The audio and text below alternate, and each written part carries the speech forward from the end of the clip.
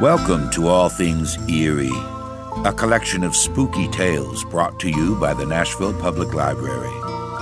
Here we welcome the unwelcome, try to settle the unsettling, and play host to the undeparted, the undead, and, shall we say, the unreasonable. As we enter the land of shadows and uncertainty, the twilight of your imagination, relax while we pull aside the curtain.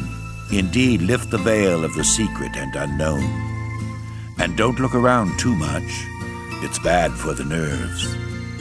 Pull your blanket tight around you and make way for this evening's selection.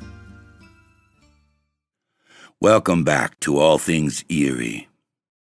Every reader who accepts Arthur Conan Doyle's invitation to come through the magic door discovers a world in which the senses are a thin veneer over an unsettling psychological and spiritual realm, a realm in which possibilities have no limits. Tonight's story, Selecting a Ghost, shows Doyle's familiarity with and mastery over supernatural details.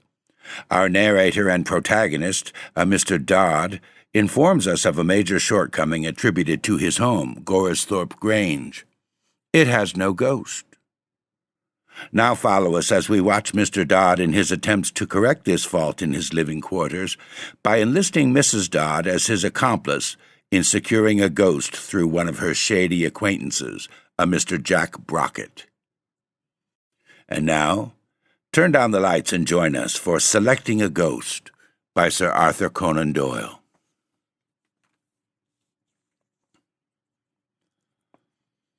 I am sure that nature never intended me to be a self-made man. There are times when I can hardly bring myself to realize that 20 years of my life were spent behind the counter of a grocer's shop in the East End of London, and that it was through such an avenue that I reached a wealthy independence and the possession of Goresthorpe Grange. My habits are conservative, and my tastes refined and aristocratic. I have a soul which spurns the vulgar herd. Our family, the Dodds, date back to a prehistoric era, as is to be inferred from the fact that their advent into British history is not commented on by any trustworthy historian. Some instinct tells me that the blood of a crusader runs in my veins. Even now, after the lapse of so many years, such exclamations as, "By Our Lady," rise naturally to my lips, and I feel that, should circumstances require it, I am capable of rising in my stirrups and dealing an infidel a blow, say with a mace, which would considerably astonish him. Goresthorpe Grange is a feudal mansion, or so it was termed in the advertisement which originally brought it under my notice. Its right to this adjective had a most remarkable effect upon its price, and the advantages gained may possibly be more sentimental than real. Still, it is soothing to me to know that I have slits in my staircase through which I can discharge arrows, and there is a sense of power in the fact of possessing a complicated apparatus by means of which I am enabled to pour molten lead upon the head of the casual visitor. These things chime in with my peculiar humor, and I do not grudge to pay for them. I am proud of my battlements and of the circular uncovered sewer which girds me round. I am proud of my portcullis and donjon and keep. There is but one thing wanting to round off the medievalism of my abode, and to render it symmetrically and completely antique. Goresthorpe Grange is not provided with a ghost. Any man with old-fashioned tastes and ideas as to how such establishments should be conducted would have been disappointed at the omission. In my case, it was particularly unfortunate. From my childhood, I had been an earnest student of the supernatural, and a firm believer in it. I have reveled in ghostly literature until there is hardly a tale bearing upon the subject which I have not perused. I learned the German language for the sole purpose of mastering a book upon demonology. When an infant, I have secreted myself in dark rooms in the hope of seeing some of those bogies with which my nurse used to threaten me, and the same feeling is as strong in me now as then. It was a proud moment when I felt that a ghost was one of the luxuries which my money might command. It is true that there was no mention of an apparition in the advertisement. On reviewing the mildewed walls, however, and the shadowy corridors, I had taken it for granted that there was such a thing on the premises. As the presence of a kennel presupposes that of a dog, so I imagined that it was impossible that such desirable quarters should be untenanted by one or more restless shades. Good heavens! What can the noble family from whom I purchased it have been doing during these hundreds of years? Was there no member of it spirited enough to make away with his sweetheart, or take some other steps calculated to establish a hereditary spectre? Even now I can hardly write with patience upon the subject. For a long time I hoped against hope. Never did a rat squeak behind the wainscot, or rain drip upon the attic floor, without a wild thrill shooting through me as I thought that at last I had come upon traces of some unquiet soul. I felt no touch of fear upon these occasions. If it occurred in the night-time, I would send Mrs. Dodd, who was a strong-minded woman, to investigate the matter while I covered up my head with the bedclothes and indulged in an ecstasy of expectation. Alas, the result was always the same. The suspicious sound would be traced to some cause so absurdly natural and commonplace that the most fervid imagination could not clothe it with any of the glamour of romance. I might have reconciled myself to this state of things had it not been for Jorrocks of Haverstock Farm. Jorrocks is a coarse, burly, matter-of-fact fellow, whom I only happen to know through the accidental circumstances of his fields adjoining my demesne. Yet this man, though utterly devoid of all appreciation of archaeological unities, is in possession of a well-authenticated and undeniable spectre. Its existence only dates back, I believe, to the reign of the second George, when a young lady cut her throat upon hearing of the death of her lover at the Battle of Dettingen. Still, even that gives the house an air of respectability, especially when coupled with bloodstains upon the floor. Jorrocks is densely unconscious of his good fortune, and his language when he reverts to the apparition is painful to listen to. He little dreams how I covet every one of those moans and nocturnal wails which he describes with unnecessary objurgation. Things are indeed coming to a pretty pass when democratic spectres are allowed to desert the landed proprietors and annul every social distinction by taking refuge in the house of the great unrecognized. I have a large amount of perseverance. Nothing else could have raised me into my rightful sphere, considering the uncongenial atmosphere in which I spent the earlier part of my life. I felt now that a ghost must be secured, but how to set about securing one was more than either Mrs. Dodd or myself was able to determine. My reading taught me that such phenomena are usually the outcome of crime.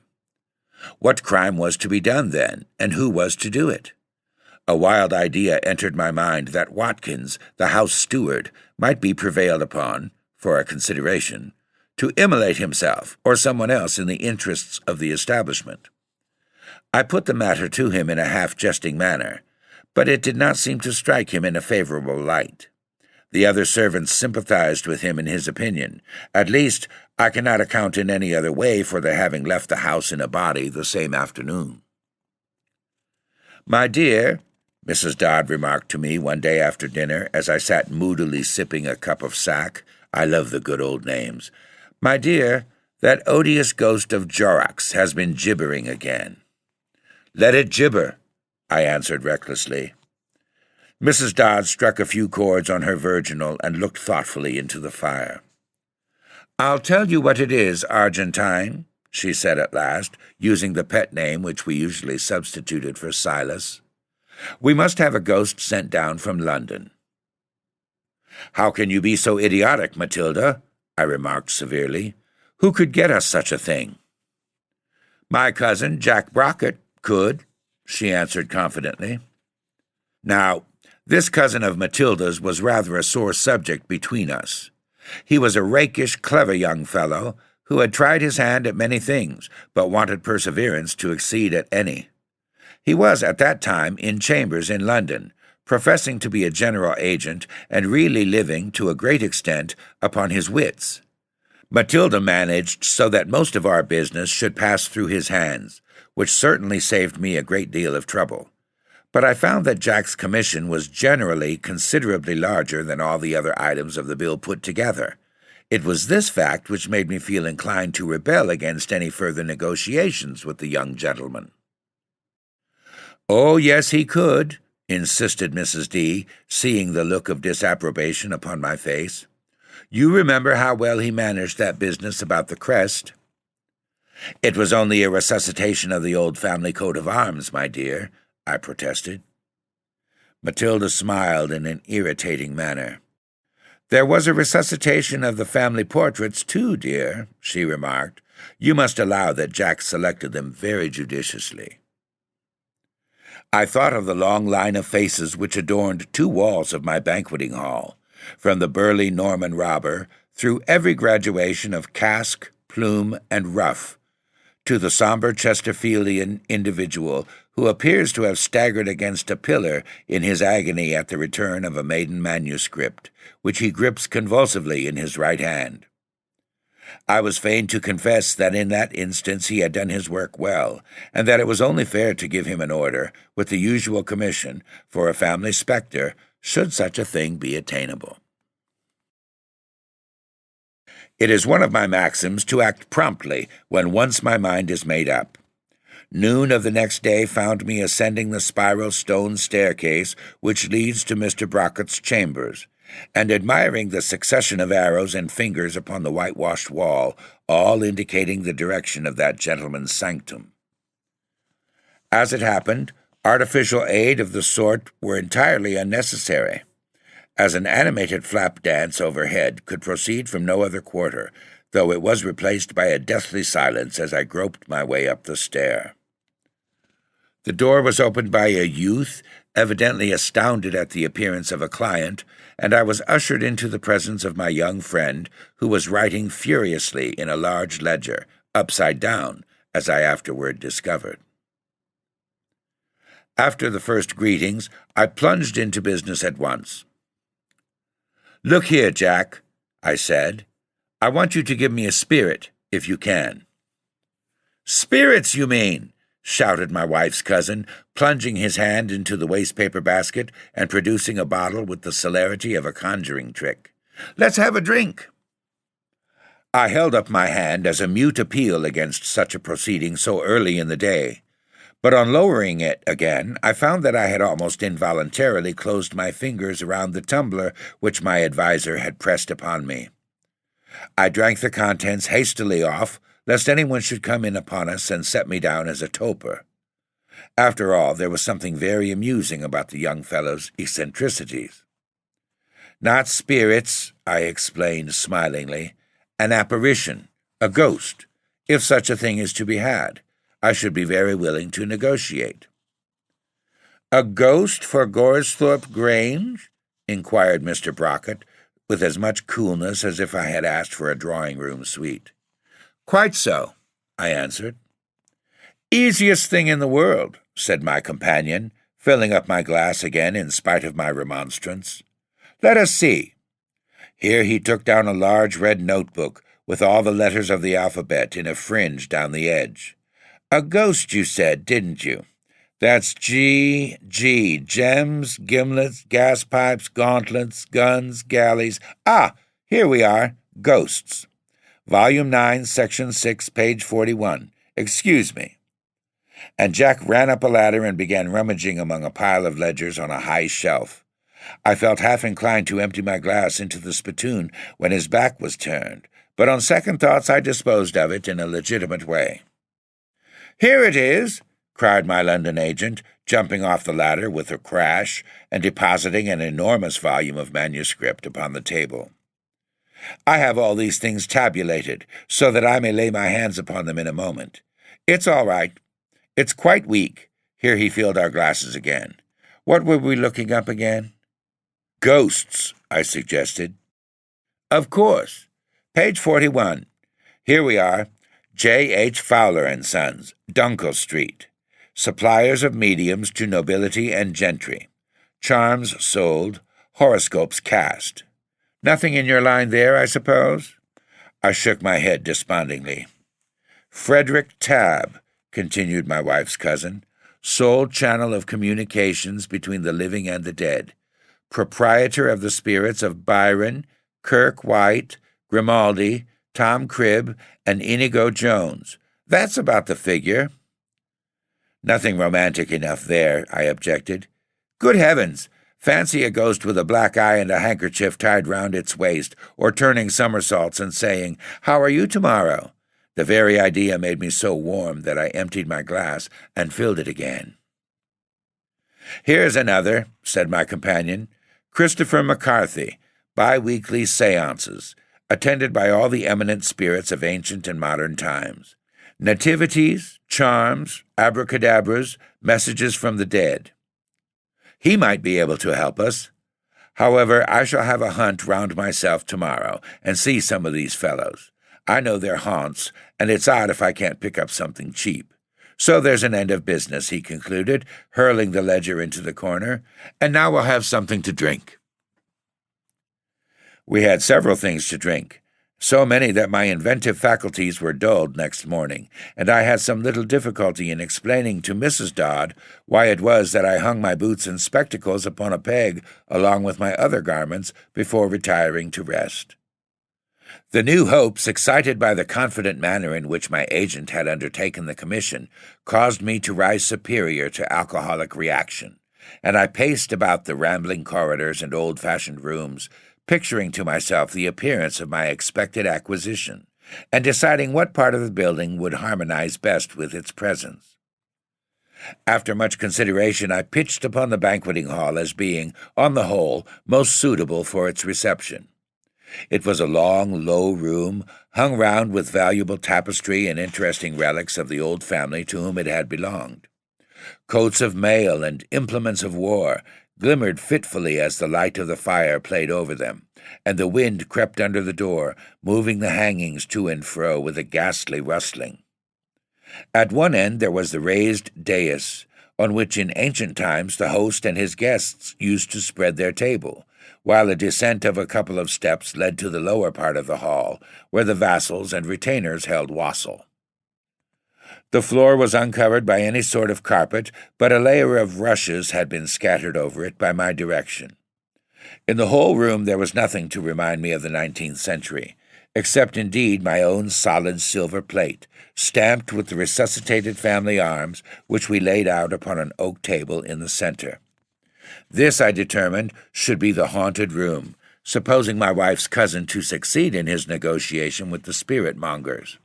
There was nothing for it now but to wait patiently until I heard some news of the result of his inquiries. A letter came in the course of a few days which, if it was short, was at least encouraging. It was scribbled in pencil on the back of a playbill and sealed apparently with a tobacco stopper. "Am on the track," it said.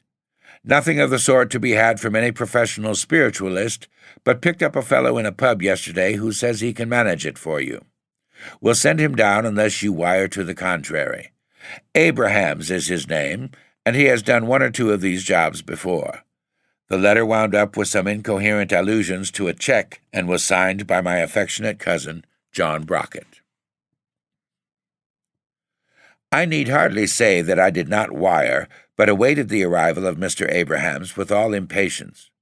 In spite of my belief in the supernatural, I could scarcely credit the fact that any mortal could have such a command over the spirit world as to deal in them and barter them against mere earthly gold.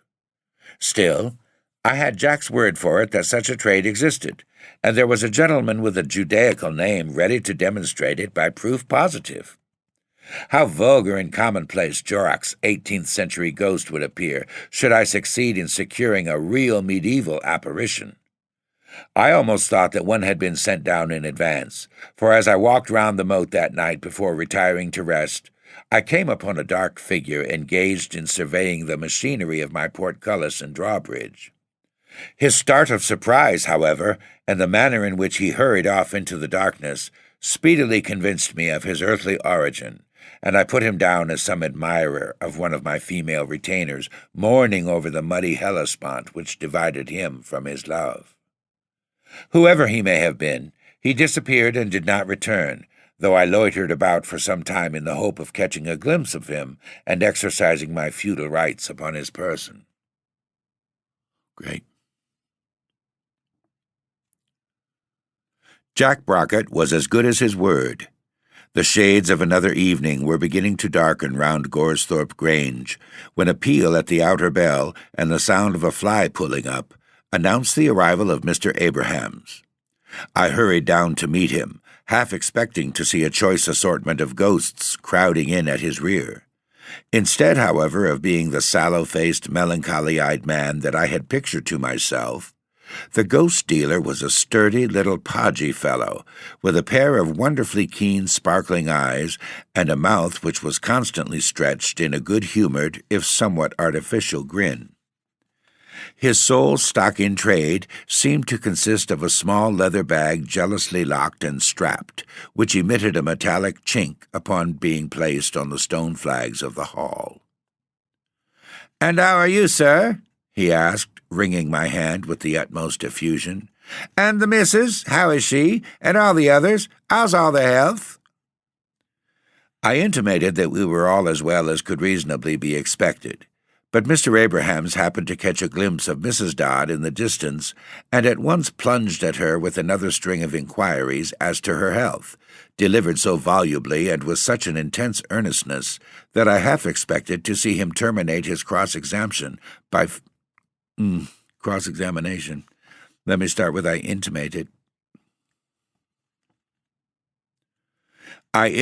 that we were all as well as could reasonably be expected, but Mr. Abrahams happened to catch a glimpse of Mrs. Dodd in the distance, and at once plunged at her with another string of inquiries as to her health, delivered so volubly and with such an intense earnestness that I half expected to see him terminate his cross-examination by feeling her pulse and demanding a sight of her tongue. All this time his little eyes rolled round and round, shifting perpetually from the floor to the ceiling, and from the ceiling to the walls, taking in apparently every article of furniture in a single comprehensive glance. Having satisfied himself that neither of us was in a pathological condition, Mr. Abrahams suffered me to lead him upstairs, where a repast had been laid out for him to which he did ample justice. The mysterious little bag he carried along with him, and deposited it under his chair during the meal. It was not until the table had been cleared and we were left together that he broached the matter on which he had come down. "I understand," he remarked, puffing at a trichinopoly, "that you want my help in fitting up this here house with a happarition." I acknowledged the correctness of his surmise, which, mentally wondering at those restless eyes of his,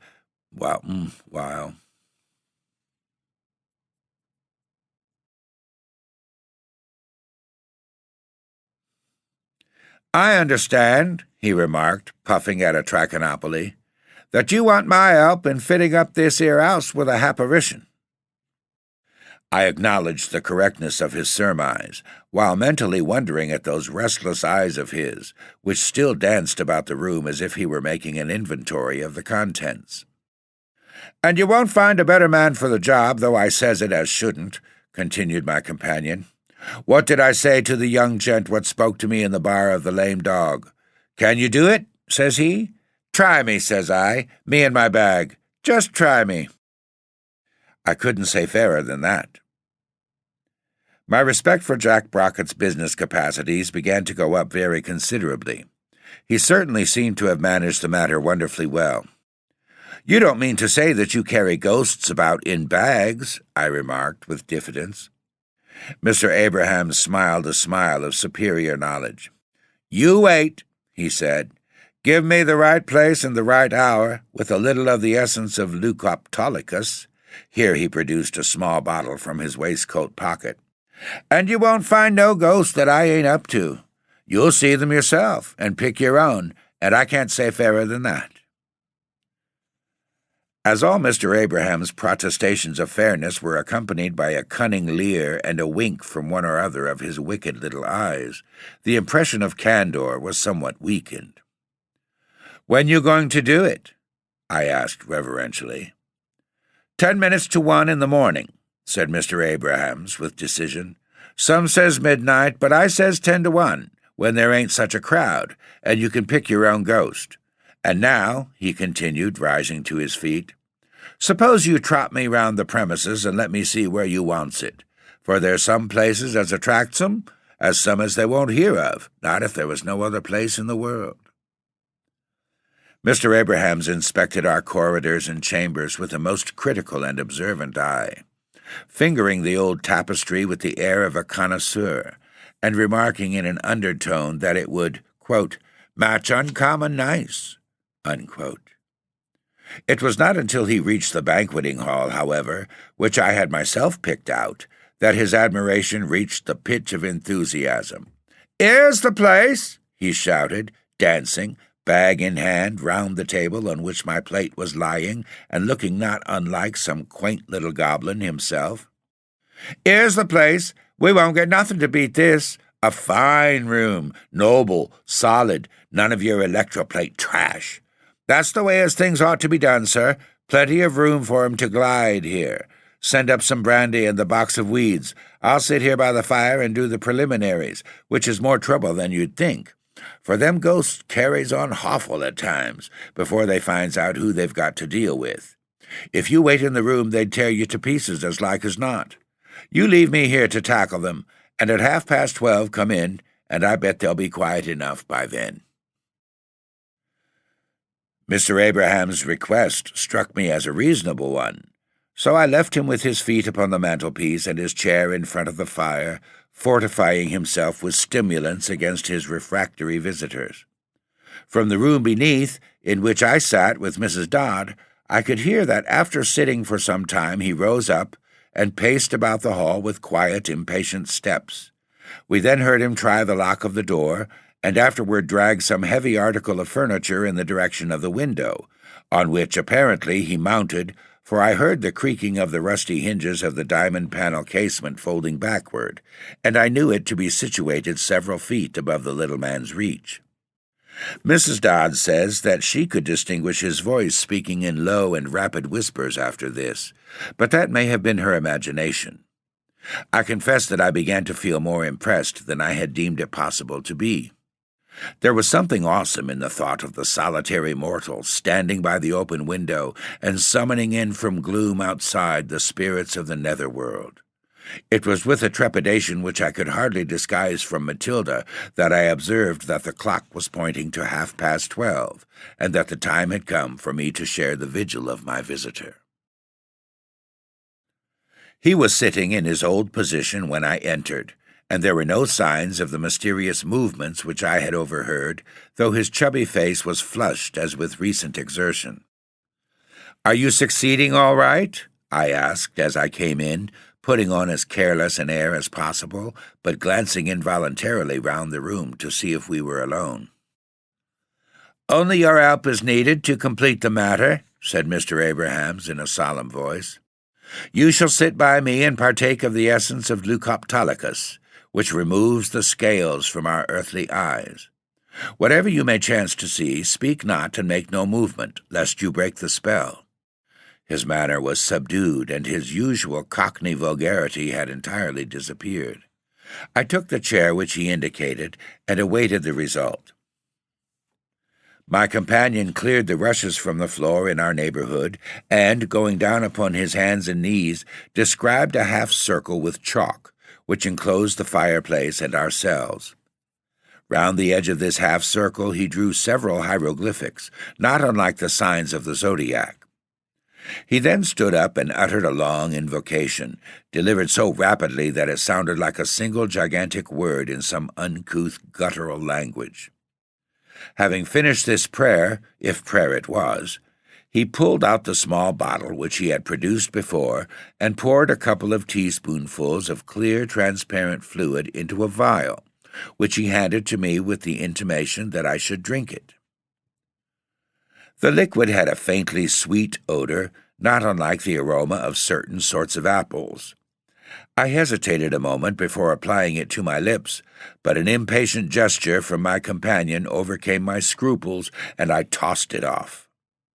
The taste was not unpleasant, and as it gave rise to two immediate effects, I leaned back in my chair and composed myself for what was to come. Mr. Abrahams seated himself beside me, and I felt that he was watching my face from time to time, while repeating some more of the invocations in which he had indulged before. A sense of delicious warmth and languor began gradually to steal over me, partly perhaps from the heat of the fire, and partly from some unexplained cause. An uncontrollable impulse to sleep weighed down upon my eyelids, while at the same time my brain worked actively, and 100 beautiful and pleasing ideas flitted through it. So utterly lethargic did I feel that, though I was aware that my companion put his hand over the region of my heart, as if to feel how it were beating, I did not attempt to prevent him, nor did I even ask him for the reason of his action. Everything in the room appeared to be reeling slowly round in a drowsy dance of which I was the center. The great elk's head at the far end wagged solemnly backward and forward, while the massive salvers on the tables performed cotillions with the claret cooler and the épergne. My head fell upon my breast from sheer heaviness, and I should have become unconscious had I not been recalled to myself by the opening of the door at the other end of the hall. This door led onto the raised dais, which, as I mentioned, the heads of the house used to reserve for their own use. As it swung slowly back upon its hinges, I sat up in my chair, clutching at the arms and staring with a horrified glare at the dark passage outside. Something was coming down it, something unformed and intangible, but still a something. Dim and shadowy, I saw it flit across the threshold, while a blast of ice-cold air swept down the room, which seemed to blow through me, chilling my very heart. I was aware of the mysterious presence, and then I heard it speak in a voice like the sighing of an east wind among pine trees on the banks of a desolate sea. It said, "I am the invisible nonentity. I have affinities and am subtle. I am electric, magnetic, and spiritualistic. I am the great ethereal sigh-heaver. I kill dogs. Mortal, wilt thou choose me?" I was about to speak, but the words seemed to be choked in my throat, and before I could get them out, the shadow flitted across the hall and vanished in the darkness at the other side, while a long-drawn melancholy sigh quivered through the apartment.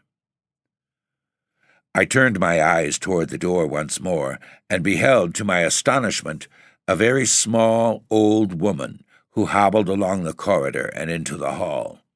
She passed backward and forward several times, and then, crouching down at the very edge of the circle upon the floor, she disclosed a face the horrible malignity of which shall never be banished from my recollection.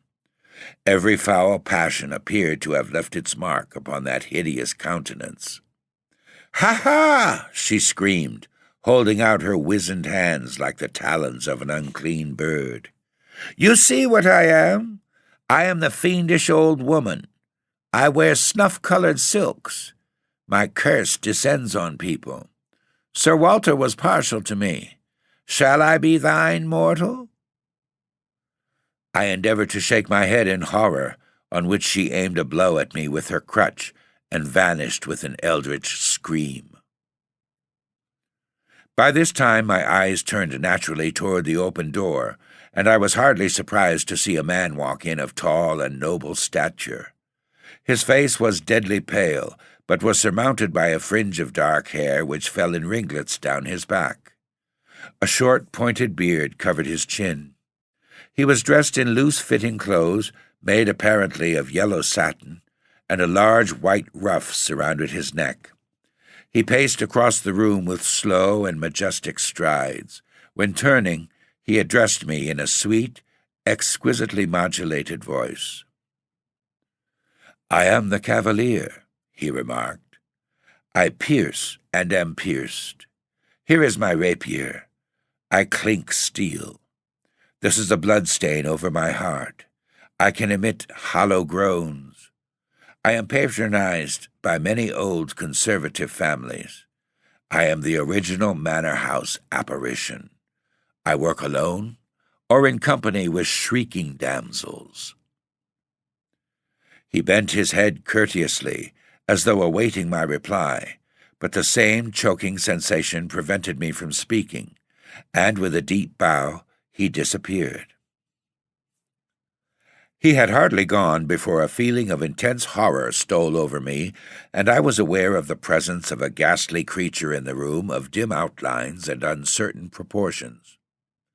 One moment it seemed to pervade the entire apartment, while at another it would become invisible, but always leaving behind it a distinct consciousness of its presence. Its voice, when it spoke, was quavering and gusty.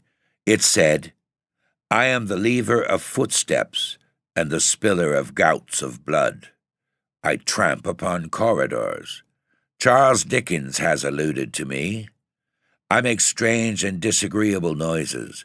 I snatch letters and place invisible hands on people's wrists. I am cheerful. I burst into peals of hideous laughter. Shall I do one now?" I raised my hand in a deprecating way, but too late to prevent one discordant outbreak which echoed through the room. Before I could lower it, the apparition was gone. I turned my head toward the door in time to see a man come hastily and stealthily into the chamber. He was a sunburned, powerfully built fellow, with earrings in his ears and a Barcelona handkerchief tied loosely round his neck. His head was bent upon his chest, and his whole aspect was that of one afflicted by intolerable remorse. He paced rapidly backward and forward like a caged tiger, and I observed that a drawn knife glittered in one of his hands, while he grasped what appeared to be a piece of parchment in the other. His voice, when he spoke, was deep and sonorous. He said, "I am a murderer. I am a ruffian. I crouch when I walk. I step noiselessly. I know something of the Spanish Main. I can do the lost treasure business. I have charts, am able-bodied and a good walker, capable of haunting a large park." He looked toward me beseechingly, but before I could make a sign I was paralyzed by the horrible sight which appeared at the door. It was a very tall man, if indeed it might be called a man, for the gaunt bones were protruding through the corroding flesh, and the features were of a leaden hue.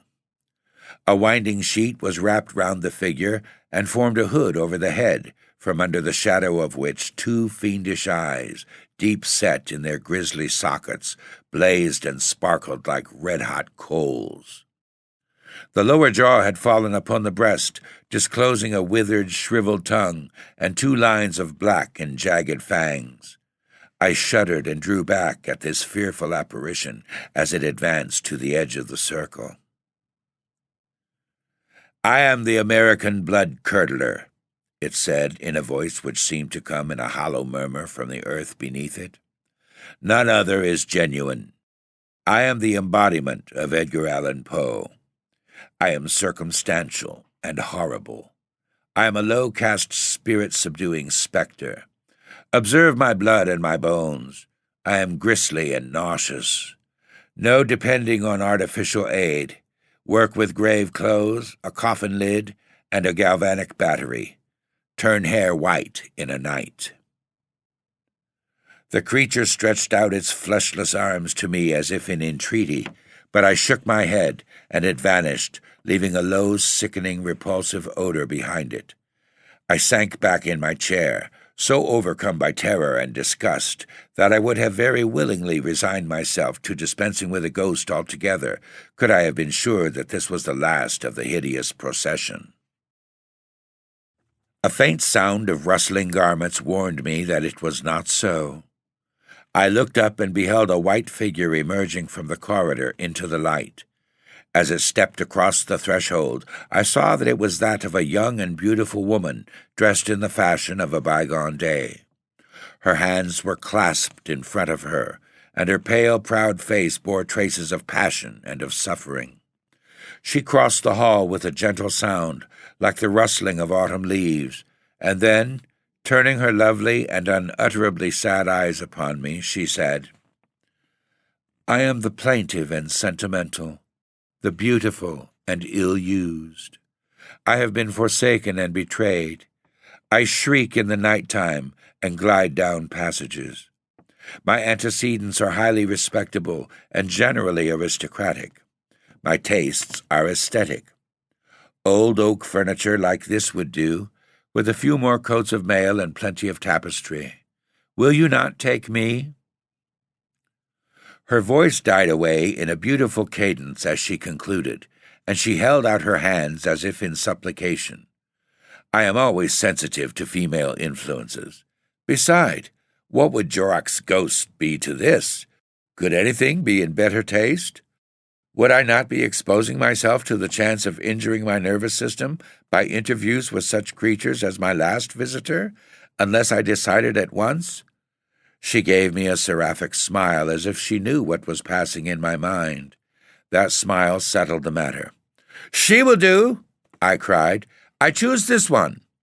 And as in my enthusiasm I took a step toward her, I passed over the magic circle which had girdled me round. "Argentine, we have been robbed." I had an indistinct consciousness of these words being spoken, or rather screamed, in my ear a great number of times without me being able to grasp their meaning. A violent throbbing in my head seemed to adapt itself to their rhythm, and I closed my eyes to the lullaby of "Robbed, robbed, robbed."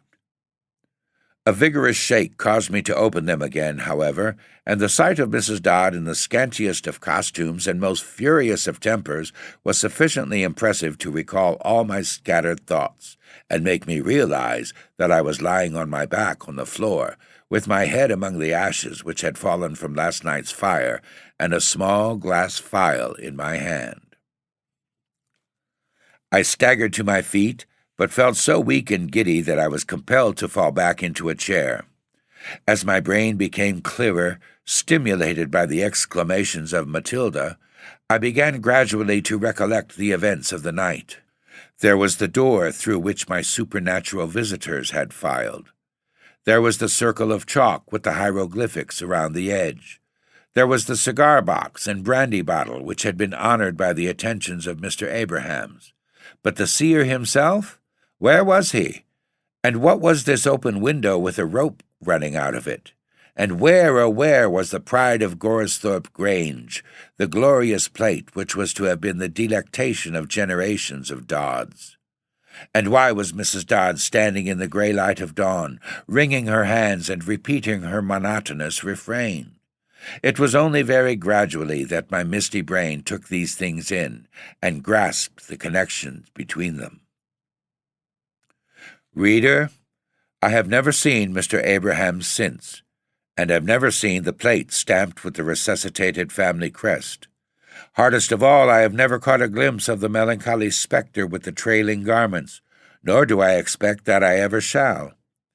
In fact, my night's experiences have cured me of my mania for the supernatural and quite reconciled me to inhabiting the humdrum 19th-century edifice on the outskirts of London which Mrs. D. had long had in her mind's eye.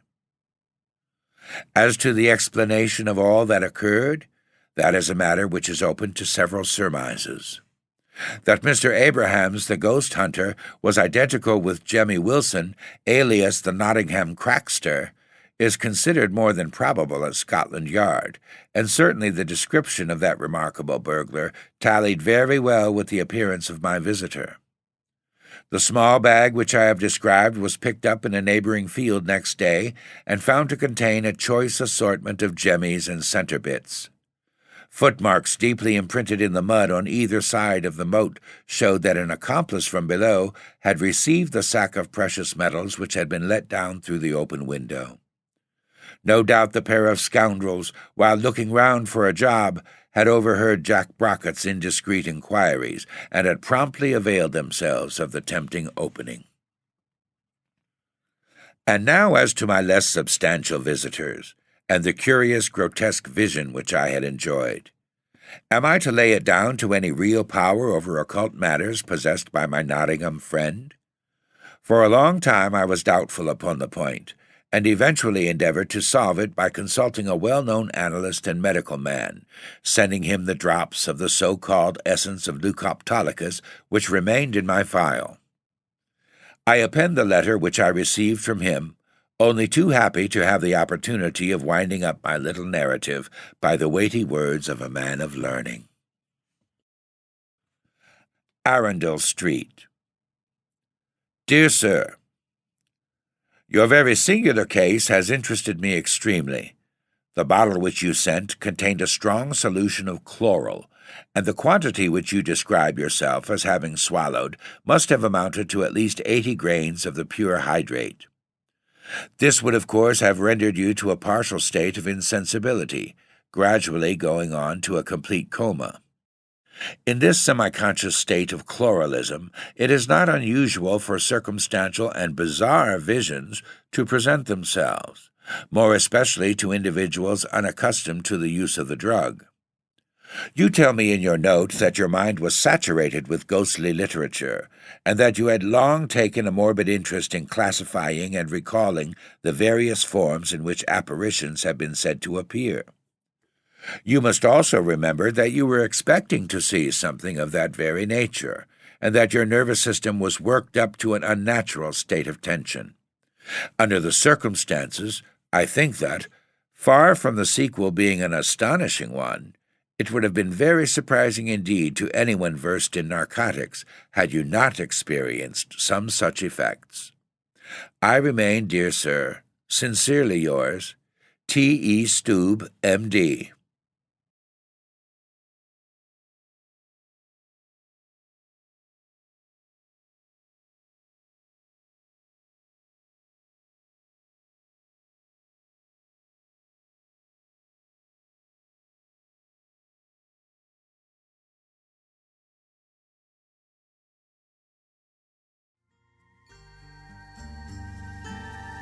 Thanks for being with us and for listening to All Things Eerie. For more shivers, stories, and episodes, visit the Nashville Public Library website at library.nashville.org. Feel free to leave requests or suggestions. Original music for this podcast is by Dawn Northwind and was produced and recorded by Adam Dean. Art design is by Allison Price. NPL studio engineering is by Forrest Eagle, all of whom, with me, send their very best wishes to you for a very good night.